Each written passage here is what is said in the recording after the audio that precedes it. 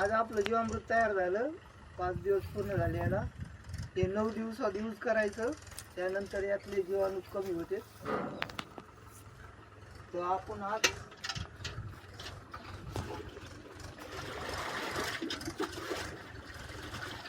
हे घन जीवामृत करणार आहोत.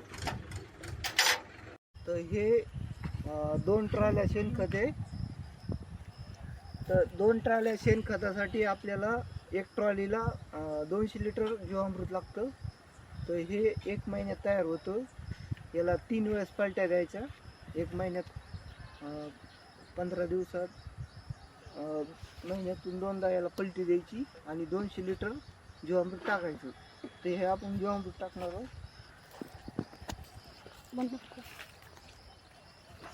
हे असे छिद्र करायचे आधी.